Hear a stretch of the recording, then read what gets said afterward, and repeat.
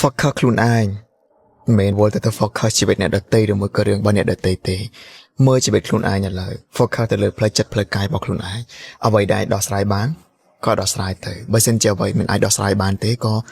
បដ ாய் វាសិនទៅដូចជាខ្ញុំឥឡូវខ្ញុំព្យាយាមគ្រប់គ្រងតែអ្វីដែលខ្ញុំអាចគ្រប់គ្រងបានទេបញ្ហាមួយចំនួនដែលខ្ញុំគិតថាខ្ញុំមិនអាចគ្រប់គ្រងបានអូខេ let it go ទៅតាមហ្នឹងពីព្រោះនៅពេលដែលយើងព្យាយាម focus ទៅលើបញ្ហាឬមួយក៏ focus ទៅលើតែអ្នកដទៃច្រើនពេកវាធ្វើឲ្យយើងភ្លេច focus មកលើជីវិតខ្លួនឯងថាឥឡូវនេះយើងអាចកែប្រែអ្វីបានយើងអាចធ្វើអ្វីបានពីព្រោះបញ្ហាខ្លះវាកើតឡើងហើយអញ្ចឹងសំខាន់តើយើងเนี่ย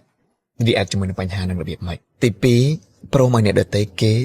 ធ្វើអ្វីដែលជាខ្លួនគេចង់ធ្វើអីគេចង់ខ្លាចជាអីយើងគួរណាស់តែឲ្យពេលគេដើម្បីឲ្យគេបានធ្វើអ្វីដែលជាខ្លួនគេធ្វើអ្វីដែលគេចង់ធ្វើបើសិនជាយើងវល់តា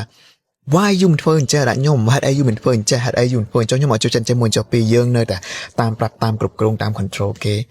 យើងនឹងអត់មានថ្ងៃមើលឃើញទេថាមនុស្សម្នាក់ហ្នឹងគឺជាមនុស្សបែបម៉េចមនុស្សម្នាក់ហ្នឹងគឺមានចរិតបែបម៉េចចូលខ្ញុំចង់ប្រាប់ថាសម្រាប់ខ្ញុំឥឡូវគឺ everyone what you want to do okay អញ្ជើញធ្វើចោលចូលចិត្តអីគេ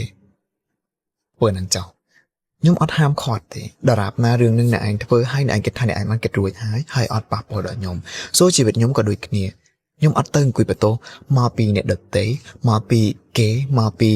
ចេះមួយចុះពីទៅខ្ញុំមានបញ្ហាបែបនេះខ្ញុំអត់បន្ទោទេពីព្រោះ sometimes នៅពេលដែលយើងព្យាយាមបើកចិត្តឲ្យទៅលាហើយយើងព្យាយាមមើលឃើញថាយើងអត់អាចទៅគ្រប់គ្រងនរណាម្នាក់បានទេពីព្រោះខ្ញុំព្យាយាមប្រាប់អ្នកគ្នាថាសូម្បីតែយើងខ្លួនយើងពេលខ្លះយើងអាចគ្រប់គ្រងចិត្តខ្លួនឯងបានយើងអាចគ្រប់គ្រងការគិតរបស់ខ្លួនឯងបានចុះទៅរំអ្នកដទៃយើងទៅគ្រប់គ្រងគេមិនបានចំណុចខ្លះបើសិនជាគេចង់ការគេនឹងការហើយព្រោះមានមនុស្សច្រើនណាស់ដែលយើងឆ្លោះគ្នាដើម្បីរកចំណុចមួយដែលល្អប្រសើរឆ្លោះគ្នាដើម្បីចង់ឲ្យគេការឆ្លោះគ្នាចង់ងាប់ចង់ក្រោយឆ្លោះរួចហើយគេអត់ការទៅដែរអញ្ចឹងសួរថាម៉េចវាខាតពេលខាត energy ហើយវាប៉ះពាល់ដល់ផ្លូវចិត្តផ្លូវកាយយើងទៀតអញ្ចឹងហើយខ្ញុំចង់ប្រាប់អ្នកគ្នាថាអ្នកផ្សេងបើសិនជាគេចង់ការ